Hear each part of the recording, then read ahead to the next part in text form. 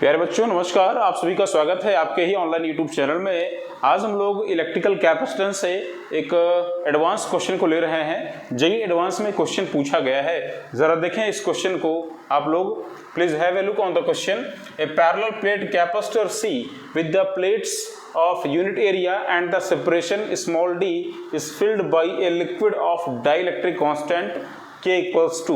हमारे पास में कहने का मतलब एक कैपेसिटर है, जिस कैपेसिटर की प्लेटों के एरिया यूनिटी है, मतलब 1 metre square 1 centimetre square XYZ कुछ भी आप मान सकते हो। प्लेट की सेपरेशन जो है वो D है एंड प्लेटों के बीच में D/3 डिस्टेंस पर, मतलब जो भी सेपरेशन है उसका 1/3 पोर्शन में एक लिक्विड को फिल कर दिया गया है। लिक्विड का मतलब एक डाइलेक्ट्रिक मटेरियल को फिल किया गया है जिसका डाइलेक्ट्रिक कांस्टेंट 2 है। अब करना क्या है यहाँ पे, the level of the liquid is D/3 initially and suppose the liquid level decreases at a constant rate small v, the time constant as a function of time is. पूछ रहा है कि अगर लिक्विड का लेवल किसी constant speed v से लगातार गिरता चला जाए तो मुझे जरा बताइए कि टाइम कांस्टेंट की वैल्यू क्या होगी। सबसे पहली बात, टाइम कांस्टेंट आपने शायद सुना होगा, नहीं सुना है तो जान लें। टाइम कांस्टेंट जो होता है वो एक ऐसा टाइमिंग होता है जितने टाइम में चार्जिंग के वक्त हमारे कैपेसिटर की प्लेटों पर 63.7% चार्ज एक्वायर हो जाता है ना। आप सभी ने पढ़ा होगा, during the charging of the capacitor charge on any plate is given by Q equals Q0 times of 1 minus e to the power minus t upon CR। ये जो यही CR लिखा जा रहा है, इसी CR को बोलते हैं क्या, product of the capacitance and the resistance, that is known as the time constant tau. किसी भी कैपेसिटर के लिए अगर बात करें तो उसका जो कैपेसिटेंस होगा और सर्किट में जो भी रेजिस्टेंस होगा, दोनों का जो प्रोडक्ट होता है वो क्या कहलाता है, टाइम कांस्टेंट। टाइम कांस्टेंट को यहाँ से हम डिफाइन कर सकते हैं, इसको डिफाइन कर सकते हैं। आपने देखा भी होगा कि टाइम कांस्टेंट वो टाइमिंग होता है जितने टाइमिंग में कैपेसिटर की प्लेटों पर जो चार्ज होता है वो ओरिजिनल यानी टोटल चार्ज का 63.7% आ जाता है। हमें इसी टाइम कांस्टेंट को फाइंड आउट करना है। बहरहाल आओ इसको जरा पता लगाते हैं। क्या करें यहाँ पर हम सबसे पहली चीज तो हमें फाइंड करना होगा नेट कैपेसिटेंस। नेट कैपेसिटेंस कैसे फाइंड करोगे, तो भैया नेट कैपेसिटेंस को फाइंड करने के लिए चूंकि यहाँ पर प्लेटों के बीच में डाइलेक्ट्रिक मटेरियल को फिल किया गया है, तो डाइलेक्ट्रिक मटेरियल जो कि लिक्विड है लगातार फॉल कर रहा है, इसकी किसी टाइम पर पोजीशन तो पहले पता लगानी पड़ेगी। तो आओ जरा मान लेते हैं कि किसी टाइम t पर let at any instant small t the level of the liquid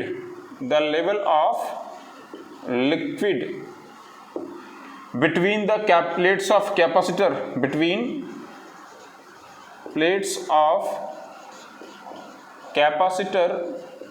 is small x। हमने x मान लिया कि भाई टाइम t पर गिरते गिरते लिक्विड का लेवल x आ गया है। तो क्या आप इसके लिए इसकी वेलोसिटी को लिख सकते हैं, लिक्विड की जो लिक्विड जिस रेट से नीचे गिर रहा है यानी उसकी स्पीड जो भी है उसको कैसे लिखेंगे, v equals negative of the dx/dt, है ना। नेगेटिव साइन क्यों लगाया गया, चूंकि यहाँ पर लिक्विड का लेवल वो लगातार गिर रहा है ना। वेलोसिटी तो कांस्टेंट है। अब जरा देखो यहाँ से, अगर हम फाइंड करना चाहते हैं किसी इंस्टेंट d पर x की वैल्यू कि लिक्विड का लेवल क्या रह गया है, तो कैसे फाइंड करें, तो dx इक्वल्स हो जाएगा -v dt। दोनों तरफ इंटीग्रेट कर दिया जाए सो दैट हमें x की एग्जैक्ट वैल्यू मिल जाए। तो इंटीग्रेट करो, dx equals minus integral v dt। यहाँ पर लिमिट के साथ में इंटीग्रेट करना पड़ेगा। तो जरा देखो, इनिशियली जब टाइमिंग 0 था तो लिक्विड का लेवल d/3 था। जब टाइमिंग 0 था, इस टाइम पर हमने लिक्विड को काउंट कर रहे हैं कितना गिर रहा है, वो टाइमिंग 0 से स्टार्ट हो रहा है, तो लिक्विड का लेवल d/3 था। और जब टाइमिंग t हो गया तो लिक्विड का लेवल गिरते गिरते कितना हो गया, x हो गया। इस तरीके से उसको आप इंटीग्रेट करें तो क्या मिलता है आपको, इधर मिल जाएगा आपको x माइनस d/3, है ना। x माइनस d/3 इक्वल्स इधर क्या मिलेगा, -v इंटू t। तो कह सकते हैं level of the liquid at any instant is x equals d/3 minus vt। यही लिक्विड का लेवल रह जाएगा। d/3 माइनस वीटी, है ना। चलिए तो आओ अब हम जो है यहां पर फाइंड कर लेते हैं कि नेट कैपेसिटेंस क्या होगी, नेट कैपेसिटेंस की वैल्यू क्या रह जाएगी। वैसे भी आप समझ रहे हो लिक्विड कांस्टेंट रेट से गिर रहा है, अभी d/3 था तो t टाइम के बाद में कितना लेवल गिर जाएगा, तो v इंटू टी डिक्रीज कर जाएगा, तो क्या बचेगा d/3 माइनस वीटी। ऐसे ही आप फाइंड कर सकते हो। तो हम अब यहाँ फाइंड कर लेते हैं कि नेट कैपेसिटेंस उस वक्त क्या है।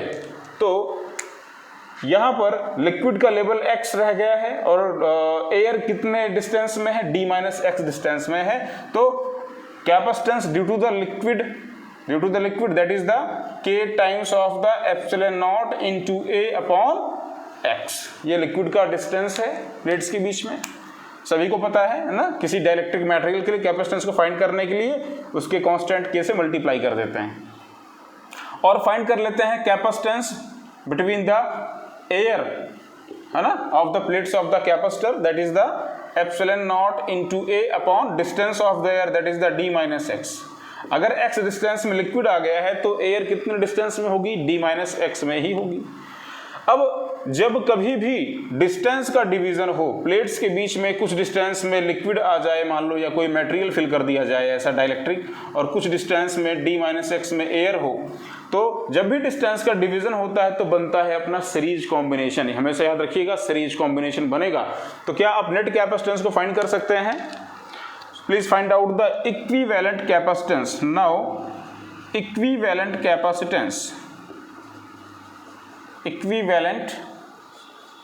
कैपेसिटेंस कैसे फाइंड करेंगे? तो सभी को पता है, in series combination reciprocal of the equivalent capacitance is the sum of the reciprocals of the capacitances 1/C1 + 1/C2 series बन रहा है। तो जरा देखो यहाँ पे लिक्विड की वजह से कितना है, k एप्सिलॉन नॉट a/x, इसका उल्टा क्या होगा, तो x चला जाएगा ऊपर, यानी कि हम लोग कह सकते हैं ये हो जाएगा x upon k into epsilon not into a plus ये कितना हो जाएगा, तो ये d-x चला जाएगा ऊपर, अपॉन क्या हो जाएगा, epsilon not into a।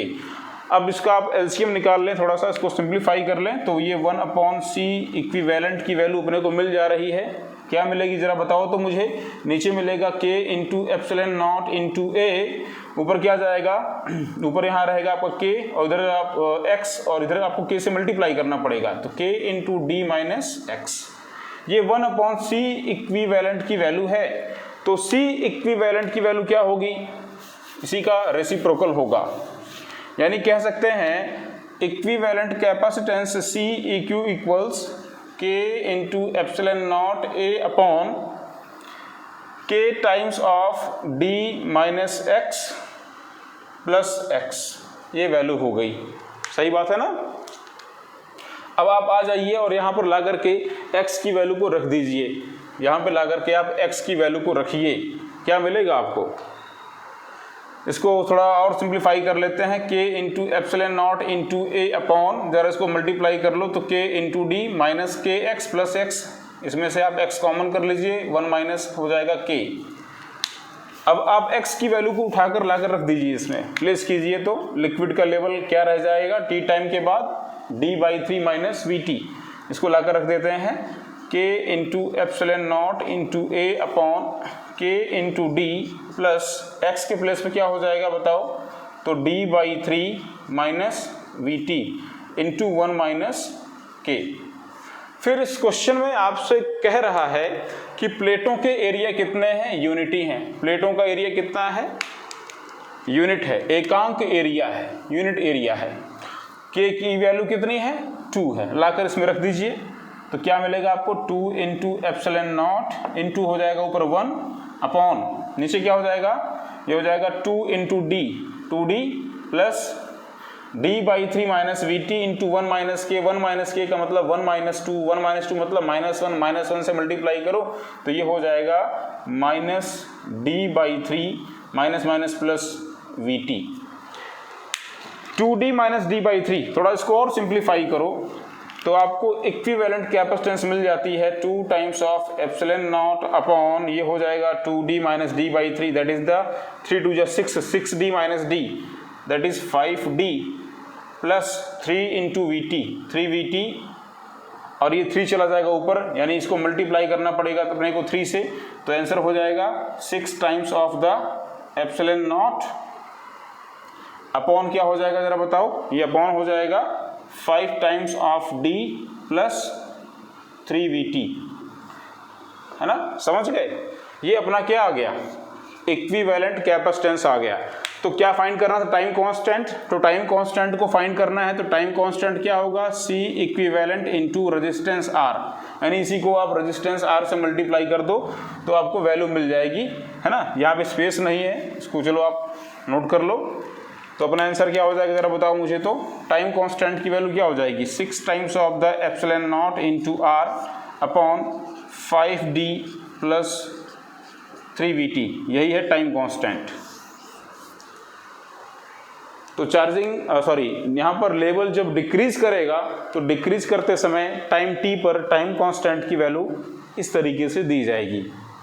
Time constant फिर से याद रखें, वो टाइमिंग होता है जितने टाइमिंग में चार्जिंग के वक्त पैरेलल प्लेट कैपेसिटर या जो भी कैपेसिटर है उसकी प्लेटों पर 63.7% चार्ज एक्वायर हो जाता है ना।